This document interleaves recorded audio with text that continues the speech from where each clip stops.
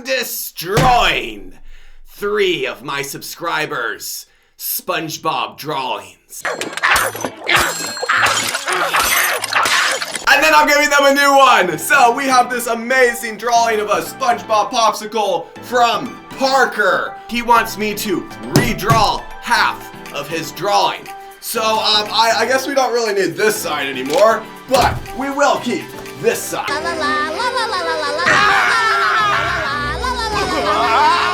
It gotta be different, but at the same time makes sense. Now, today, I actually went to the store to try to find a SpongeBob popsicle, and I couldn't believe it. They didn't have any SpongeBob popsicles. Like, where on earth are you supposed to find SpongeBob popsicles? This would be a perfect SpongeBob popsicle, but it's plastic! Now, back in the day, as you probably already know, there was a trend going on around YouTube where people were trying to find like the perfect SpongeBob popsicle. You know, one that actually looks like the picture on the box, because I guess most of the time the popsicles were like distorted or lopsided, but every now and then someone actually might be lucky enough to open a perfect one. I think the chances are like 1 out of 300 or something like that, but I have to try it myself. I need to experience this. I mean, for me, eating a perfect SpongeBob popsicle would be a great lifetime achievement. Patrick, this trophy's for you! So by this point, you can probably guess what I'm drawing. It's a giant Cheez-It. No, it's SpongeBob. Parker wanted me to draw SpongeBob on the other side, and you know what he also said to me? He said, you better make it a good SpongeBob drawing. And don't mess it up. That's what he told me. I kind of already messed it up by cutting it in half, but... Nothing can stop me now! Is it too late to go back inside yet? Now, you know what really surprises me about SpongeBob? The fact that it's still going on to this day. I mean, SpongeBob was super popular when I was a kid, so it's been going on for a while now. I don't really know what SpongeBob is like these days, but from what I've heard, the OG SpongeBob, you know, the episodes way back in the day, those early 2000s years SpongeBob episodes, oh, those are the best. Aha! You're copying me!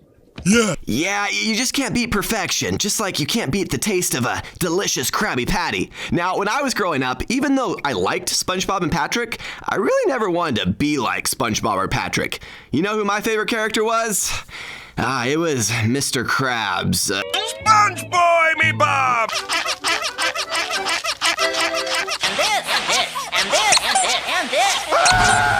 No, just kidding. He wasn't really my favorite character, but I did want to be a restaurant owner, so I would draw out floor plans of my personal Krusty Krab restaurant and what it would look like, and I'm telling you, I would make quite a few changes, and with these changes, it would be way more profitable. Just give it all away. Come again, sir. I'm getting back in line. He's so popular. On top of that, I would actually franchise the Krusty Krab and have multiple restaurant locations, you know, spread out across the ocean floor. That's where you make the real big bucks. Now, would I hire SpongeBob and Squidward? Well, I don't know about Squidward, but SpongeBob, oh yeah, even with all his quirks, he is by far the best worker someone could ask for. The lad deserves to enjoy his final hours. It looks like SpongeBob is turning into a melting popsicle, so now all I have to do is tape these two drawings together and send it back to Parker. We basically just collabed. Mackenzie! Your drawing is next! SpongeBob, I have a confession to make. You're bald? No, I'm not bald!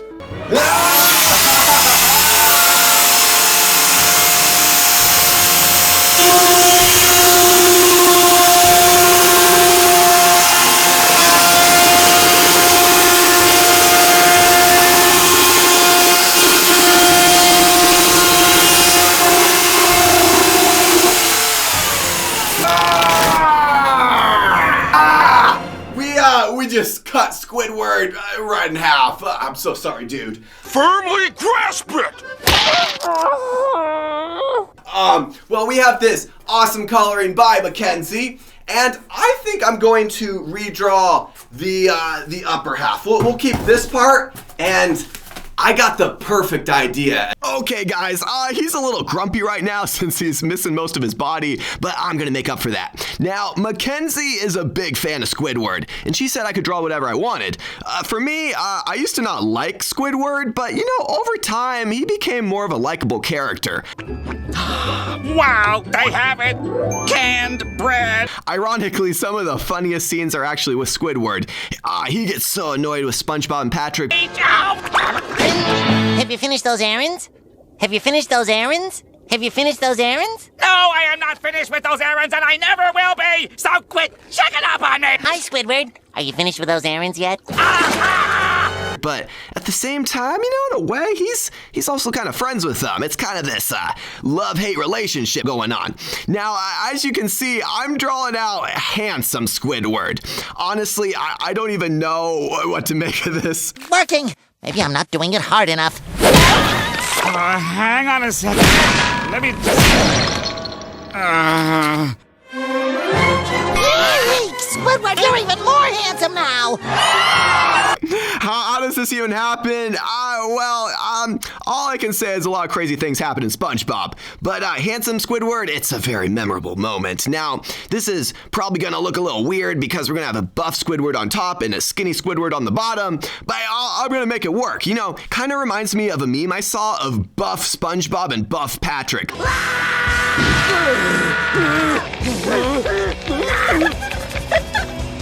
No! My name's not Rick! Fighting in a boxing ring.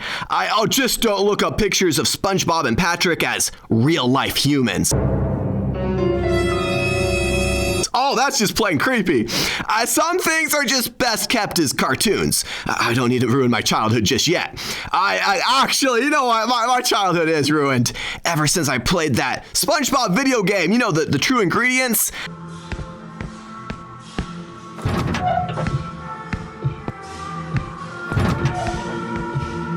Oh, that right there is such a twisted perspective of SpongeBob. It tried to make SpongeBob an evil monster, and the Krusty Krab was more like a haunted graveyard rather than a cool, wacky restaurant.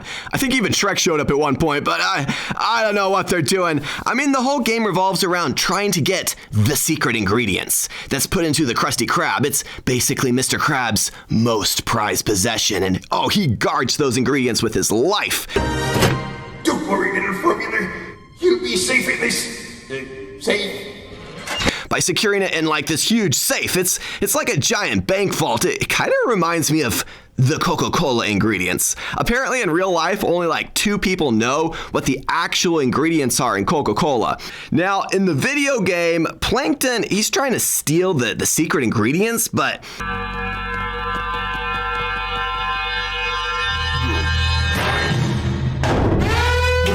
he ends up getting squashed by a giant trap, which is pretty surprising.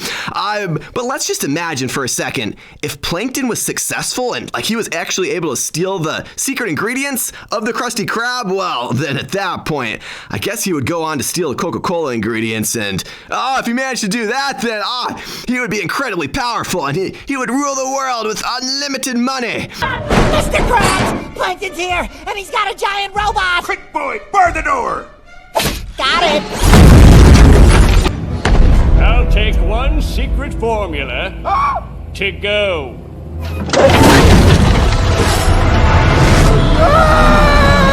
And Mr. Krabs, he would probably just cry himself a river of tears. It would be a very sad day for the Krusty Krab. Yes!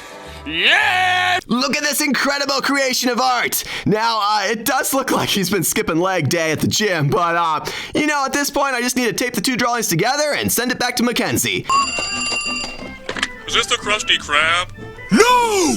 This is Patrick! Colton!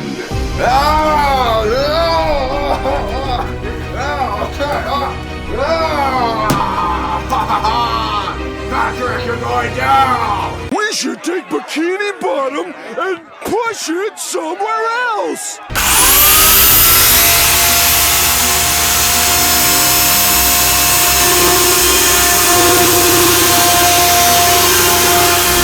Take us behind those rocks. Moving behind Behind the rocks!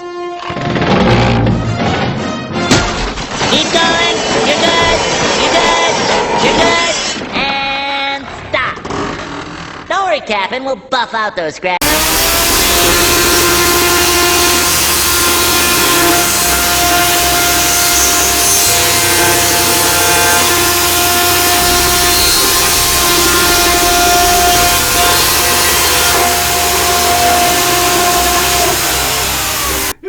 I'm sorry, Colton, but your spectacular drawing of Patrick just got decapitated.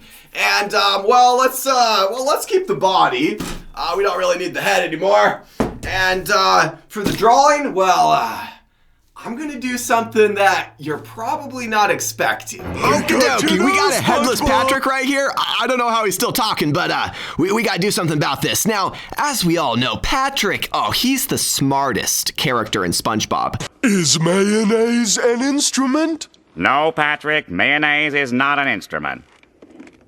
Horseradish is not an instrument either. His IQ is off the charts, and as a scholar and a theologian, Patrick's wit and knowledge, it's basically the equivalent of 10 libraries worth of books. SpongeBob! Land on your bottom! It'll cushion the impact of the fall! Like this? No, your other bottom! Don't you have to be stupid somewhere else? Not until 4. Okay, well, not exactly, just kidding. His IQ is definitely off the charts, but more so in a downward direction, like in the negatives. But hey, what he lacks in intelligence, he makes up for in, Touch. Don't touch. Wow! The harpoon from Jellyfish the movie! Touch. Don't touch. Look! Dr. Manowar! The guy who got stung by Big Lenny and lived. And now it only hurts when you touch it. Touch. Do I have to follow you all day? Patrick's quite the character. He's the perfect friend for SpongeBob. Now, as you can see right here, I'm drawing the human form of Patrick on top here. Not the creepy version, but more so the cartoon human version of Patrick. I like to imagine all the characters from SpongeBob as if they were more humanized. Like, what would they look like? Which reminds me, a while back, I saw this video on YouTube of the actual voice actors of SpongeBob in real life, and I'm telling you, it was kind of shocking to see. They recreated some of the scenes from SpongeBob. Yes, Mr. Slabs, it won't happen again, Mr. Slabs. Sorry, Mr. Slabs. That'll be the 20. All right, troops, prepare to be deployed. I'm sure some of you have seen that video. You know what? Speaking of real life, I heard that there is a SpongeBob water park, but I'm not sure where it's at. I think they used to have a SpongeBob roller coaster at the Mall of America, but I don't know if that's still around either. I recently went to Universal Studios in California, and I was looking for a SpongeBob ride, and you know what? All I found was a SpongeBob gift shop. Goodbye, SpongeBob.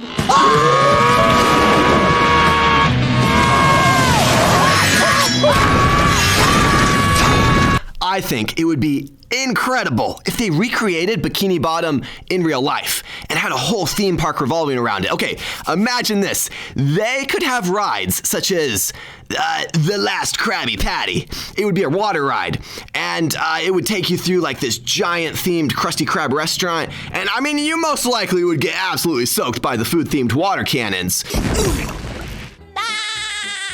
Another ride they could have would be called, Plankton's Revenge, where you get strapped into a coaster on your belly, kind of like Superman style. They put 3D goggles on you, strap it to your head, and it would basically be a battle with Plankton, zipping through the sky. He's closing in!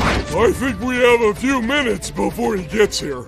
He's right on top of us! It's gonna take a lot more than potatoes to bring this baby down! Oh, maybe not.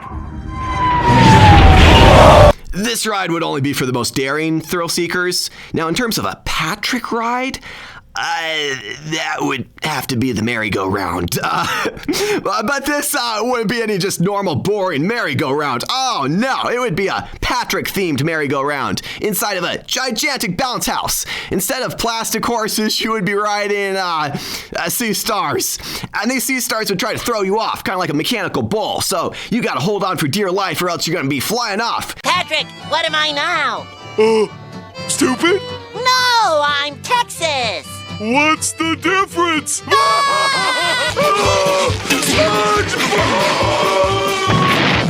Nah, okay, I'm not sure about the safety issues on that, but they could make something work out. Oh yeah, on top of that, they gotta have a Krabby Patty, one that you can actually eat.